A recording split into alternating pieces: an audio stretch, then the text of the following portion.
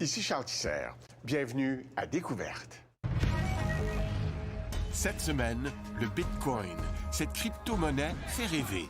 Est-ce l'aube d'une révolution monétaire ou une arnaque? Le Bitcoin pourrait-il détrôner les monnaies conventionnelles? Les banques centrales sont interpellées par le phénomène. Nous examinons cette innovation technologique.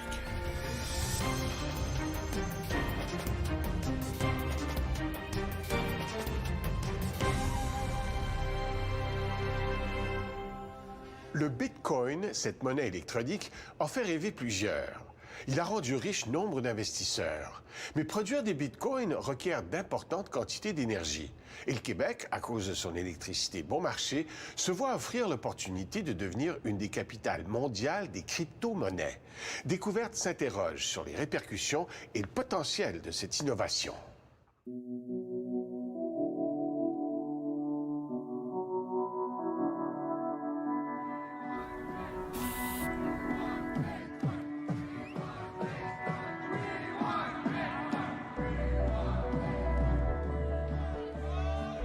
Opération Séduction à l'Université McGill. Ces militants distribuent l'équivalent de 3 000 $ en bitcoin pour en faire la promotion. C'était en 2015. Ces bitcoins valent aujourd'hui 40 000 $. Ils proviennent des poches de Francis Pouliot. J'ai décidé de jouer le tout pour le tout dans Bitcoin il y a à peu près 4 ans. Donc, j'ai pas de compte de banque. J'ai une carte de crédit, mais je ne possède pas d'argent de monnaie fiduciaire. Il n'a aucun dollar canadien, que des bitcoins. Une monnaie numérique non pas émise par un État, mais par un réseau d'ordinateurs. Tous peuvent participer à ce réseau, personne ne peut le contrôler. Ce qu'on veut, c'est changer la manière dont les gens conçoivent l'argent. Moi, je pense que c'est un changement de culture et un changement de paradigme.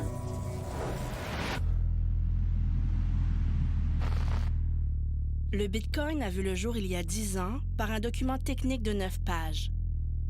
Il est publié sur Internet par un inconnu. Son pseudonyme, Satoshi Nakamoto. Au départ, le Bitcoin n'est qu'une expérience entre quelques geeks, auxquels s'est joint Tadeusz Drejja. Au tout début, c'était quelques excentriques. Tout le monde était anonyme. Je n'utilisais pas mon nom. La première fois que j'ai regardé Bitcoin, j'ai pensé que ce serait complètement illégal. Vous faites une monnaie à partir de rien, de l'Internet? D'abord, on dirait une blague. Ensuite, attendez, ça pourrait vraiment fonctionner. 2 ans après la publication de ce document, Satoshi Nakamoto a disparu des forums. Son identité demeure un mystère. Mais le Bitcoin, lui, compte des millions d'utilisateurs. Il est devenu un phénomène mondial et il existe des milliers d'autres crypto-monnaies. Pour certains, c'est une expérience vouée à l'échec. Bitcoin has no unique value at all. It doesn't produce anything. It's a delusion, basically. Pour d'autres, c'est peut-être la naissance d'une nouvelle forme de monnaie. Le Bitcoin, c'était réellement une invention radicale. Donc ça chamboule toutes les représentations qu'on peut avoir de la monnaie et surtout de la monnaie bancaire.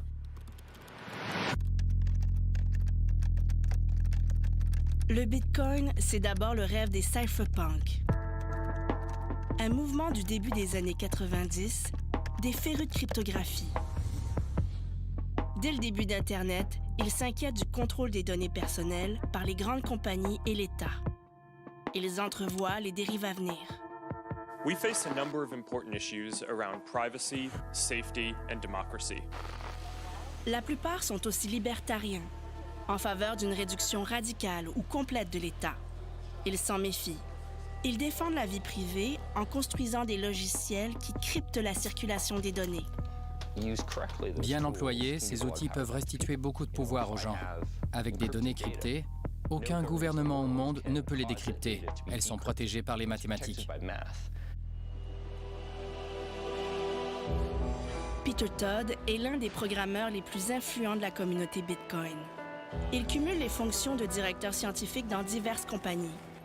Une décennie avant le Bitcoin, dès l'âge de 15 ans, il fréquentait les forums cypherpunk. Avec eux, il cherchait à créer une monnaie numérique, mais qui circulerait sans laisser de traces, comme de l'argent comptant. Pour garantir les libertés individuelles, les cypherpunks ont besoin d'une monnaie sur laquelle les banques et les États n'auraient aucune emprise. ni sur sa valeur, ni sur sa circulation. Nous avons besoin de monnaies numériques décentralisées pour reprendre le pouvoir de ceux qui pourraient nous opprimer. Visa et Mastercard sont très inquiétants. Un petit nombre de personnes exercent un contrôle incroyable sur des économies entières.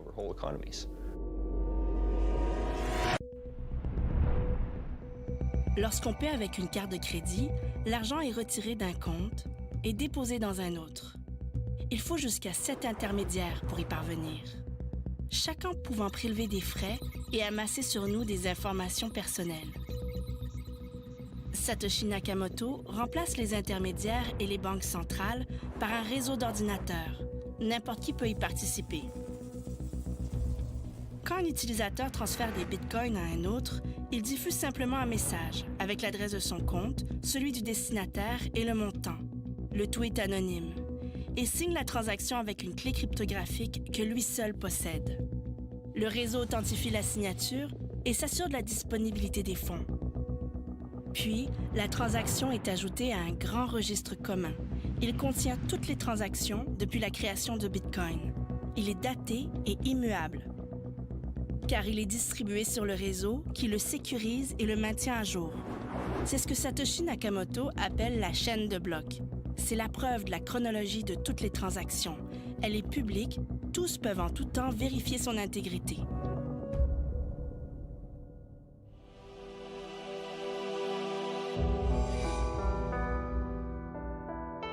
Pour la première fois de l'histoire, la monnaie circule instantanément, sans frontières, sans intermédiaire. Elle échappe à toute surveillance, à toute régulation. N'importe qui peut acheter ou vendre des bitcoins sur des sites d'échange, dans des guichets au dépanneur et même sur Kijiji. Les bitcoins sont acceptés dans des commerces, comme sur les marchés noirs. Dans ce nouveau monde, les fraudes se multiplient. Des milliards s'évaporent.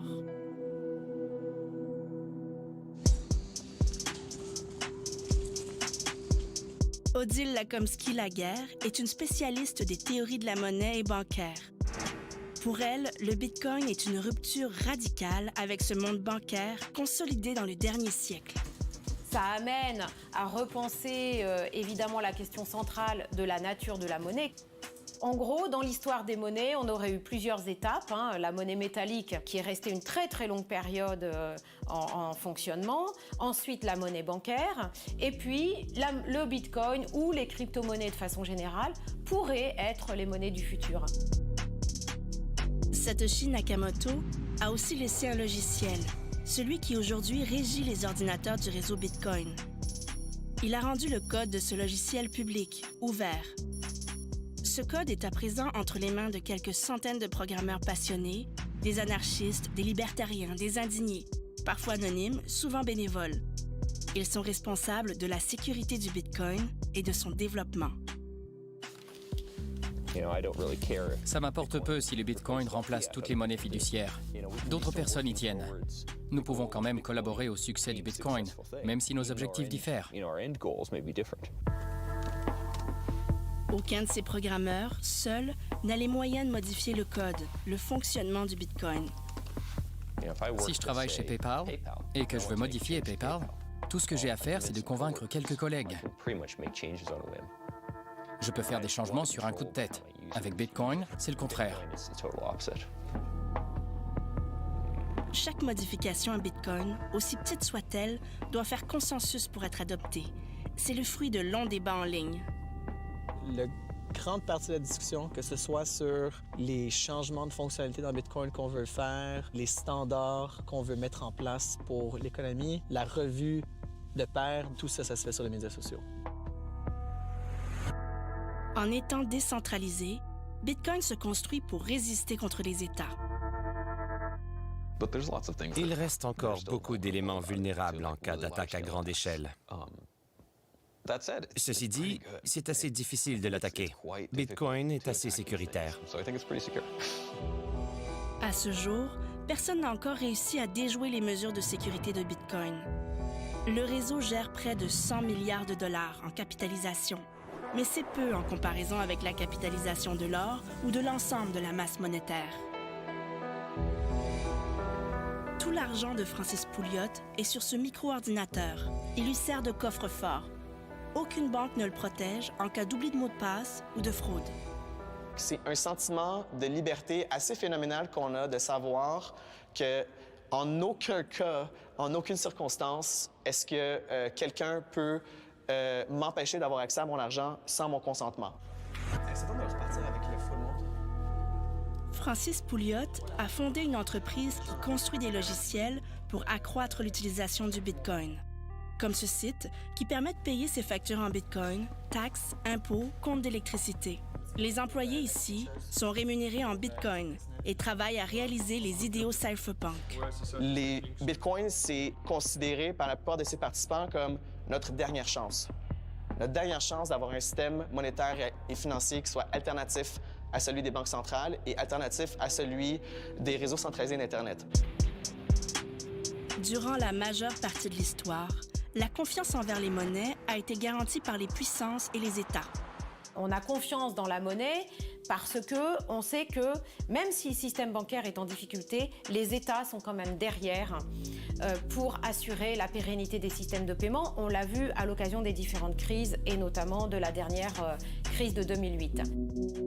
Or, pour le Bitcoin, il n'y a aucun filet. Un bug informatique, une perte de foi des utilisateurs, n'importe quoi pourrait réduire le Bitcoin à une simple succession de 1 et de 0.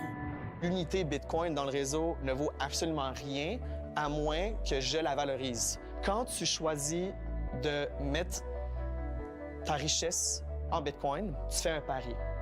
Et tu fais un pari que les autres vont aussi spontanément décider de mettre leur argent dans Bitcoin. Pour bâtir cette confiance, ce qu'il propose, c'est de conférer numériquement au Bitcoin certaines des propriétés de l'or.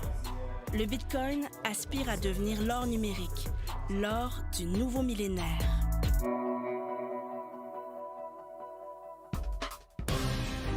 Après la pause, le Québec devient l'Eldorado des crypto-monnaies.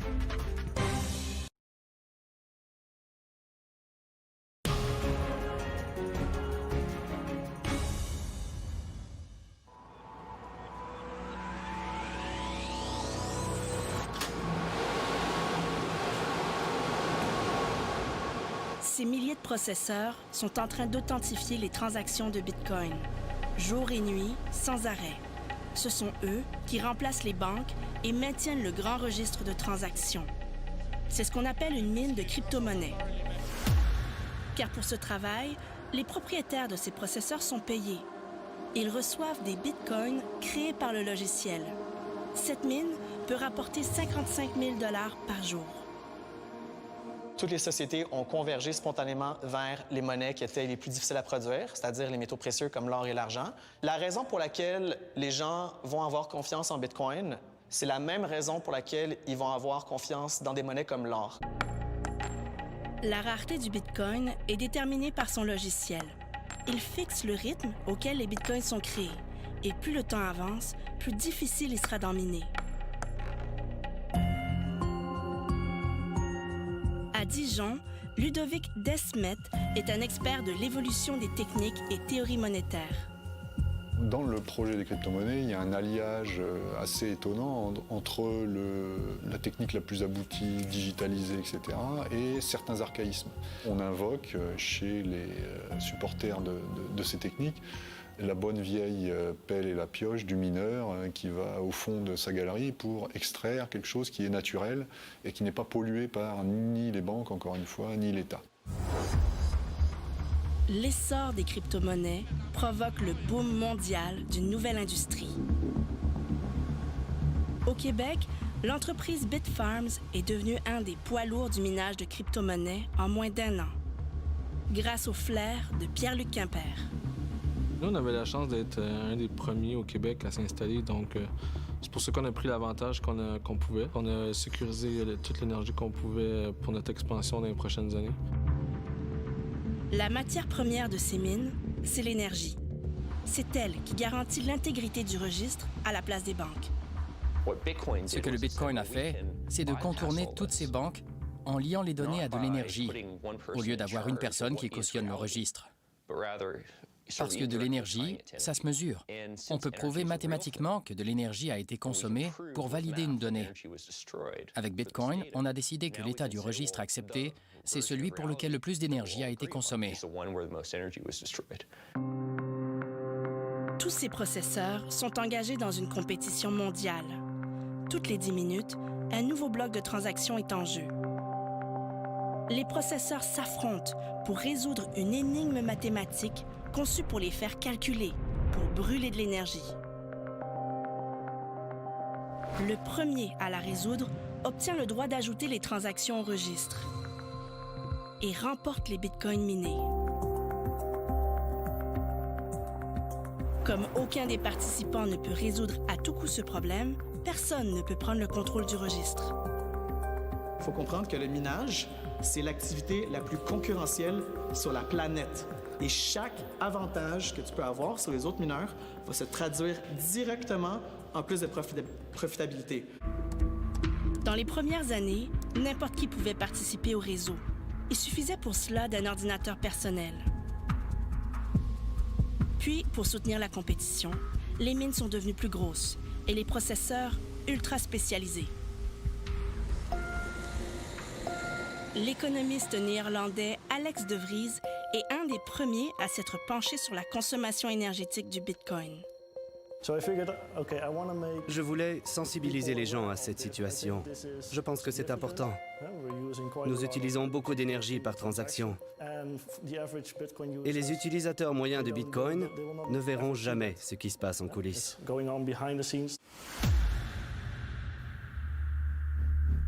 Une transaction demande au moins autant d'énergie que la consommation quotidienne de 14 maisons nord-américaines. Tout le réseau Bitcoin consomme au minimum 42 TWh par année.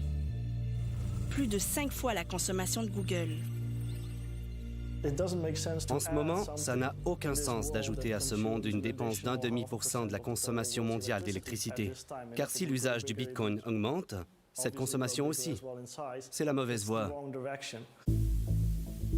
Beaucoup de ces mineurs étaient en Chine, attirés par les bas prix de l'électricité. Mais en 2017, le gouvernement chinois leur a fermé ses portes, invoquant les risques financiers potentiels et la demande énergétique excessive. Au même moment, la valeur du Bitcoin culmine à plus de 25 000 $. Tout le monde veut miner des Bitcoins et cherche davantage d'énergie. Le Québec devient l'Eldorado des crypto-monnaies. Ce qui attire les mineurs, c'est le tarif de l'électricité, parmi les plus bas du monde, un climat froid qui réduit les dépenses de climatisation et surtout d'importants surplus énergétiques récurrents. Au début, on avait quelques dizaines de demandes. En quelques mois, on a atteint plus de 300 entreprises qui nous ont contactés pour opérer au Québec. On n'a jamais vu une seule industrie arriver aussi rapidement avec une demande aussi massive. C'est vraiment sans précédent dans l'histoire d'Hydro-Québec. Ces demandes totalisent 18 000 mégawatts en puissance. L'ensemble du réseau d'Hydro-Québec peut fournir 37 000 mégawatts. Des barrages et centrales bâtis en un siècle. C'est impossible pour nous de dire qu'on va brancher tous les joueurs du marché du Bitcoin mondial ou des autres crypto-monnaies également au Québec. C'est assez impressionnant quand même, juste... Les municipalités aussi ont été submergées par les demandes. À Farnham, une seule mine accapare une part importante de l'approvisionnement électrique. On parle de 10 MW seulement pour l'entreprise ici, ce qui est énorme, sur 18 MW à Farnham. Donc, c'est une entreprise qui se veut une entreprise un peu du futur, si on peut dire. Et moi, qui est environnementaliste, je trouve que c'est un recul au niveau de la dépense énergétique. En un an, 5 mines de crypto-monnaies se sont installées dans la région. Il est interdit d'implanter un nouveau centre de traitement de... La MRC de Brome-Missisquoi a choisi de suspendre l'accueil de nouvelles installations. Il y a des endroits que ça va être doublé pour la recirculation. Mais pour Sherbrooke, c'est une occasion en or. Ici, dans l'ancienne usine de bâtons de hockey Sherwood, Bitfarms développe d'immenses mines, 10 fois la taille de celle de Farnham. Un revenu potentiel pour la municipalité de 40 millions de dollars par année. C'est vraiment un gros projet qui s'en vient ici à Sherbrooke. Elle va se positionner en tant qu'un des leaders mondiaux, c'est sûr. Pour Hydro-Québec aussi, c'est la possibilité de convertir l'eau en argent. Même s'il y a lieu de penser qu'une part des demandes ne sont pas sérieuses, les demandes surpassent de beaucoup la puissance disponible. En mars 2018, le gouvernement du Québec impose un moratoire sur l'industrie. Tous les nouveaux projets de la province sont en suspens. On veut garder de la capacité pour le développement économique au Québec pour d'autres industries. Ça ne serait pas responsable de notre part de le donner à une seule industrie. Les villes de Matane, Thetford Mines et Bécomo sont en attente. Elles ont des occasions de faire revivre des bâtiments abandonnés par les industries passées et elles craignent de les manquer. Les opportunités pour Bécomo, c'est majeur. Pourquoi pas maximiser les installations? Pourquoi pas créer des emplois dans un territoire qui en a grand besoin, une ville qui se dévitalise depuis plusieurs années, puis relancer l'économie de la Côte-Nord? Mais depuis le moratoire, la situation change. Le cours du Bitcoin est en chute libre. Au point où presque partout au monde, le coût en électricité pour miner un Bitcoin dépasse sa valeur. Les mines ferment massivement. Cette volatilité est la conséquence d'avoir une monnaie entièrement soumise aux demandes du marché, sans banque centrale pour ajuster la quantité de monnaie en circulation. Quand tu as une offre qui croît de manière aveugle, selon un programme informatique, versus une demande qui va fluctuer à raison de multitude de facteurs, dont des facteurs même socio-économiques, ben, tu vas avoir des problèmes de volatilité pour ta monnaie. Hendrix Vachon a déjà été désigné meilleur prévisionniste du marché des monnaies selon l'agence Bloomberg. Mais lorsqu'on l'interroge sur l'avenir du Bitcoin, il est sans réponse.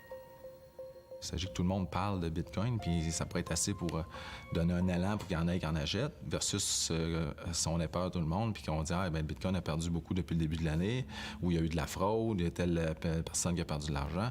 Bien là, les gens s'en débarrassent, puis la valeur s'écroule. Puis c'est pas appuyé sur des notions économiques, là, rien. C'est une question de feeling, là. Tant que la valeur du Bitcoin varie de jour en jour, il est condamné à être un objet de spéculation, estiment plusieurs économistes. Je ne pense pas qu'on puisse bâtir un système de paiement qui inclurait des millions de personnes sans gestion de cette offre de monnaie. C'est-à-dire que, et c'est ça, il me semble, une des grandes leçons de l'histoire monétaire, il a fallu à un moment donné qu'on mette quelqu'un aux commandes du système. L'espoir est que, comme pour l'or, la valeur du Bitcoin se stabilise avec le temps. Mais pour plusieurs, le Bitcoin n'est qu'un début. Une première ébauche de la crypto-monnaie du futur. Après la pause, au-delà du Bitcoin, les promesses des chaînes de blocs.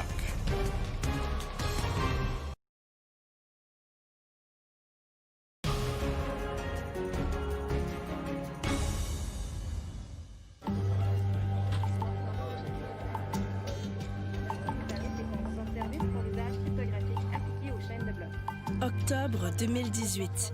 À la Régie de l'énergie, la salle est comble. À ses audiences, l'avenir du minage de crypto-monnaies au Québec est en jeu. Bien, c'est un peu notre futur au Québec. Ils vont décider un peu les prix qu'on va payer dans le futur. Donc, c'est un moment vraiment crucial pour nous. Hydro-Québec souhaite limiter la puissance attribuée au minage de crypto-monnaies et choisir les projets offrant les meilleures retombées pour le Québec. Une mesure sans précédent. Déjà, avec ce qu'on propose présentement, qui ferait que les cryptos auraient environ 670 mégawatts au total au Québec, ils deviendraient du jour au lendemain une des plus grosses industries en termes de consommation électrique au Québec. Bitfarms, représenté par Maître Pierre-Olivier Charlebois. Cette limitation suscite grogne et inquiétude. Sont réunis ici des élus, des entrepreneurs, des propriétaires de barrages. Ils souhaitent débloquer davantage d'énergie au plus bas prix possible. Ils font valoir qu'au-delà des crypto-monnaies, l'innovation technologique derrière le Bitcoin, les chaînes de blocs sont prometteuses et que le Québec doit se positionner rapidement comme un leader dans le domaine. Grâce aux tarifs actuels, c'est grâce à ça qu'on va pouvoir investir en R&D, en recherche et en développement, puis innover pour pouvoir se démarquer, là, pour pouvoir avoir des applications concrètes de la blockchain. Est-ce que la technologie qui est derrière les crypto-monnaies va révolutionner nos vies? Car pour plusieurs, la chaîne de blocs est une révolution. Et elle laisse présager un nouveau monde où on pourrait s'auto-organiser Ces promesses sont immenses. That will fundamentally change how we exchange value. Pour toutes les industries. We are entering a new era. Ce serait le prochain Internet.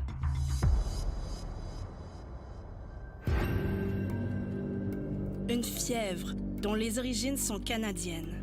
Le Torontois Vitalik Buterin, à 19 ans, crée l'Ethereum. Sa chaîne de blocs, plus flexible, enregistre la trace de n'importe quel type de données. L'engouement est immédiat. La chaîne de blocs serait le moyen de garantir des données fiables. Elle garde la trace de ceux qui les modifient et de ceux qui y accèdent. Elle pourrait court-circuiter les intermédiaires, comme les notaires, services d'audit ou courtiers. Elle pourrait sécuriser des données personnelles, médicales, gouvernementales ou issues d'objets intelligents.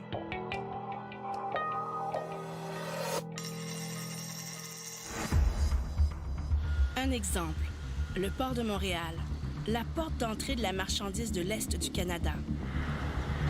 On teste ici un des projets de chaîne de blocs les plus aboutis au monde, mené par deux géants, IBM et Maersk.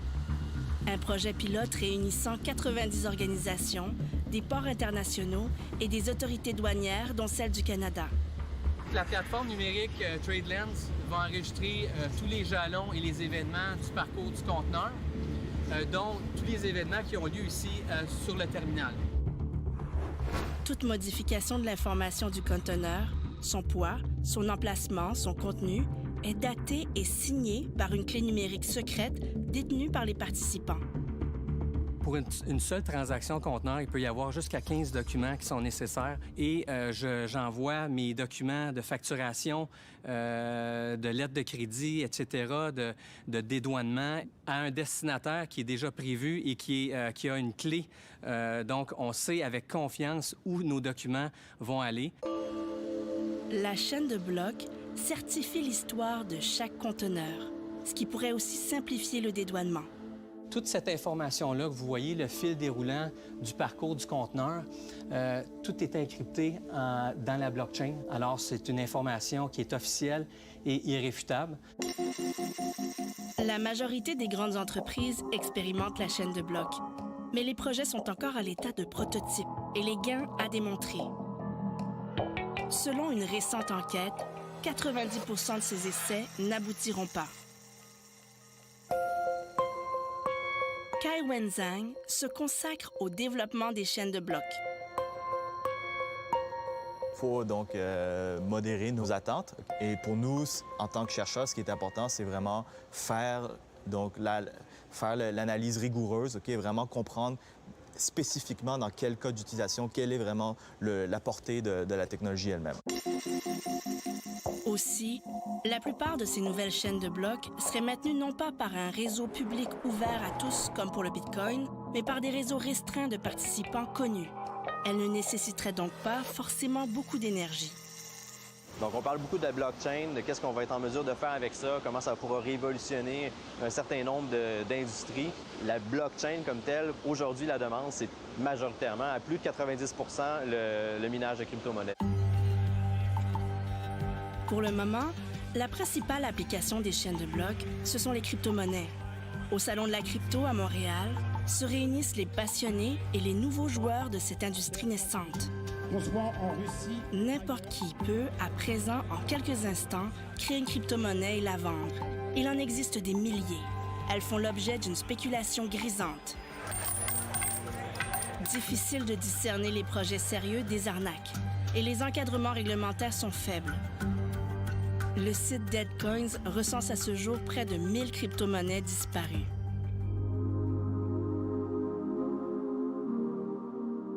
Mais plusieurs de ces nouvelles monnaies proposent de réelles innovations.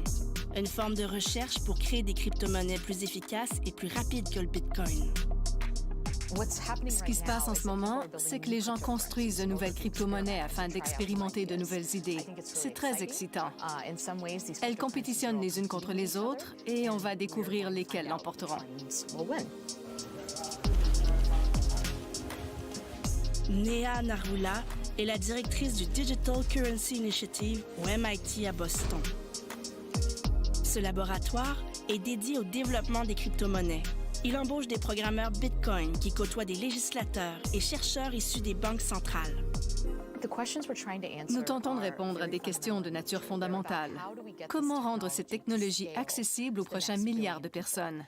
Et il reste tellement de défis à surmonter, par exemple, autour de la mise à l'échelle de cette technologie. Pour le Bitcoin, le nombre de transactions se limite à 7 par seconde, bien inférieur aux 40 000 transactions que peut supporter Visa. Cette limite est un des plus grands défis des crypto-monnaies. Pour le Bitcoin, nous ne savons pas comment le rendre utilisable pour toutes les personnes sur Terre. Nous y travaillons, mais nous n'en sommes pas encore là. Certaines de ces crypto-monnaies ont été créées dans le but d'augmenter cette limite. D'autres tentent de réduire la volatilité du Bitcoin. Certaines essayent de réduire la consommation énergétique. Ça existe depuis 10 ans et je ne crois pas que nous le comprenons fondamentalement. Nous n'avons pas de modèle formel pour réfléchir à ce qu'est une crypto-monnaie, comment la sécuriser, quelles propriétés lui conférer, comment réfléchir aux incitatifs à participer à une crypto-monnaie. Alors, dans le monde universitaire, nous retournons à ces questions de base. Je crois qu'il y aura de plus en plus de crypto-monnaies et qu'il y aura davantage d'expérimentation. Les résultats des audiences sont attendus sous peu. Le Québec est appelé à être un producteur majeur de ces crypto-monnaies et ainsi participer, peut-être, au début d'une nouvelle compétition monétaire mondiale.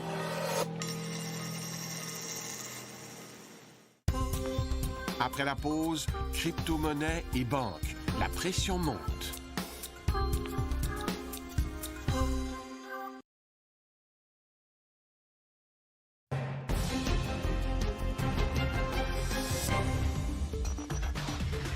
How do you trade with Bitcoin in Africa? We have the answers.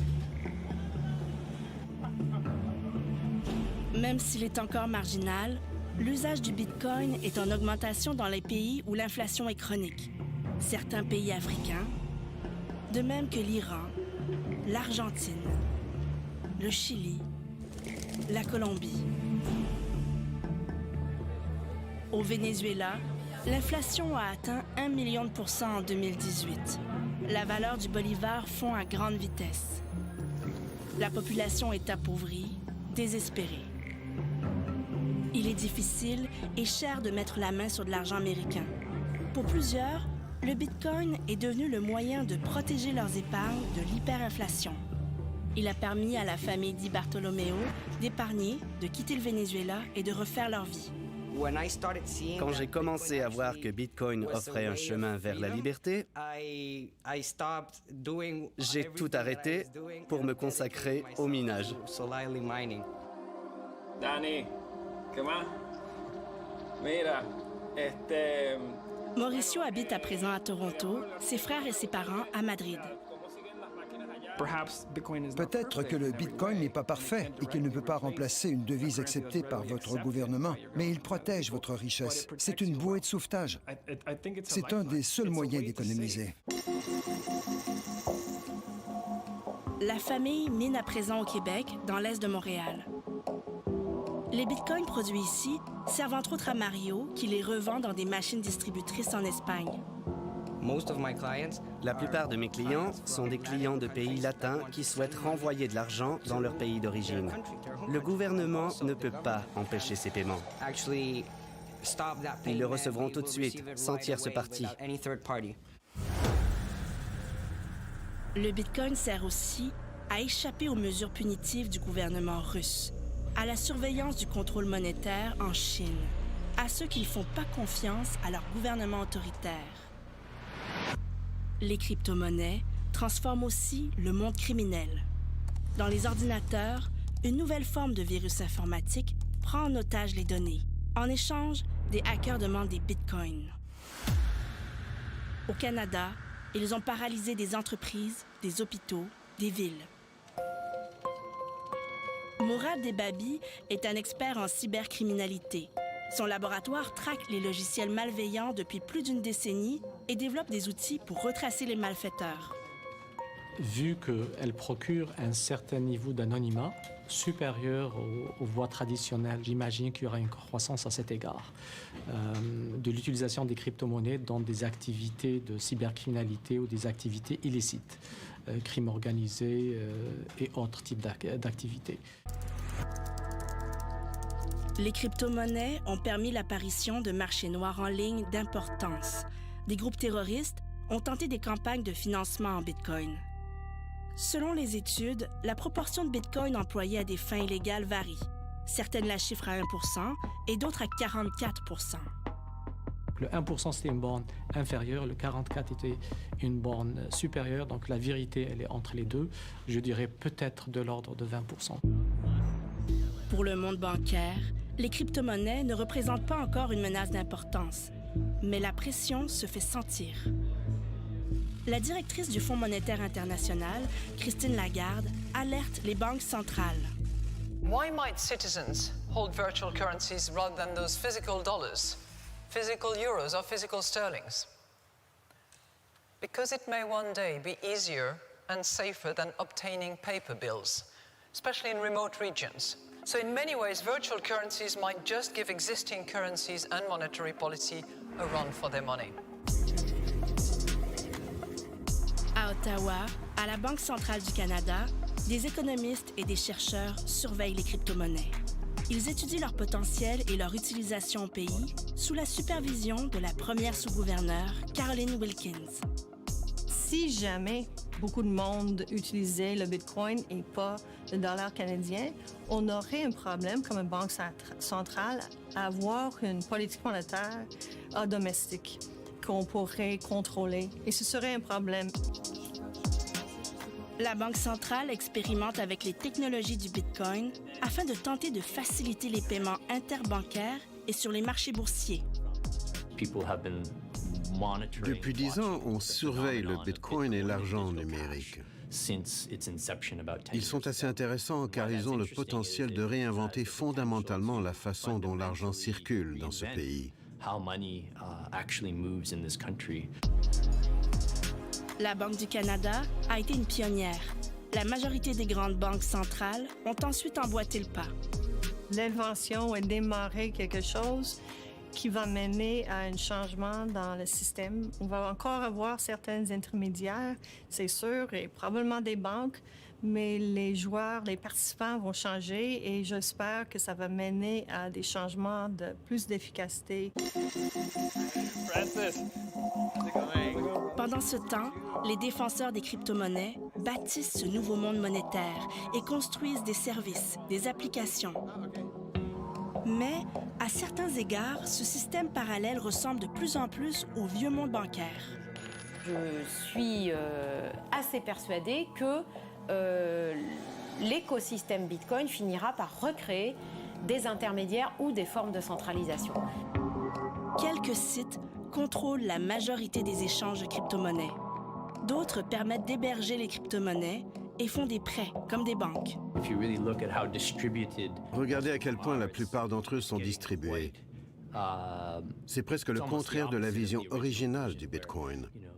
Par exemple, 3 ou 4 entreprises de minage contrôlent à peu près tout le réseau. Alors en quoi est-ce différent que d'avoir 3 ou 4 banques qui contrôlent un réseau? C'est presque identique.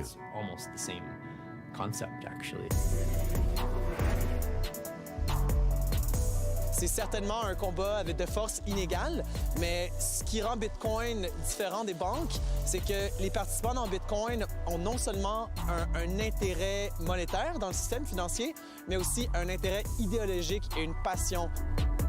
Donc, au fur et à mesure que le temps avance, selon la mentalité des Bitcoiners, il ne peut y avoir qu'un gagnant dans cette guerre de monnaie. Et le gagnant, ça va être la monnaie la plus robuste, la monnaie la plus résistante au choc, et ça va être Bitcoin. Moi, personnellement, je serais content si Bitcoin n'est jamais adopté à grande échelle. Je ne veux pas vivre dans un monde où tous les gens doivent utiliser Bitcoin, car cela signifierait que beaucoup de choses auraient échoué dans le monde. De la même manière que je ne veux pas vivre où il est essentiel de cacher son identité. the public. Ça peut très bien péricliter, ça peut très bien être réfréné par les États qui voient une menace essentielle sur le système bancaire. Mais ça peut prendre évidemment un siècle. Ça peut aussi devenir la monnaie du futur. Voilà. Mais c'est trop tôt pour le dire. En attendant, les deux mondes coexistent. Et le fait que 9 pages balancées sur Internet de manière anonyme révolutionnent quand même un morceau de la finance et des systèmes de paiement montre bien que ce sont des créations humaines et qu'elles sont constamment réaménagées, amendées, améliorées et que c'est en perpétuelle évolution. Il y a des expériences qui réussissent, il y en a qui échouent, il y a des retours en arrière, mais tout ça c'est fragile. Et donc l'avenir n'est pas tracé. À long terme, les crypto-monnaies nous interrogent tous. Que choisir? Le vieux monde monétaire ou le nouveau? Choisir des entités communes et des banques centrales ou renoncer à faire confiance à des institutions qui se sont souvent trompées et qui ont souvent trahi le public? Les libertés individuelles absolues ou le bien commun? Les crypto-monnaies nous posent encore une fois ces grandes questions universelles.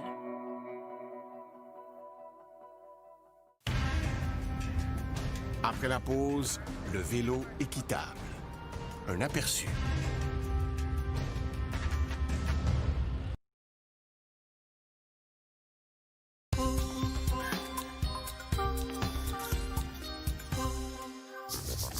La semaine prochaine, le vélo équitable. Dans la métropole, un trajet à bicyclette peut se transformer en parcours du combattant.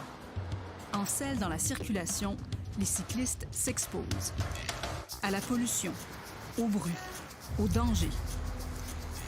Face à ces périls, ils sont plus vulnérables que les automobilistes. Comment réduire l'impact sur les cyclistes de ces nuisances auxquelles ils contribuent eux-mêmes peu, voire pas du tout? Le vélo équitable. Dimanche prochain, à découverte. Pour suivre l'actualité scientifique à Radio-Canada, d'autres rendez-vous. Le dimanche, à la radio, les années-lumière. Sur le web, la Zone Science et les pages Facebook de Radio-Canada Science et de Découverte. Merci d'avoir été là. À la semaine prochaine.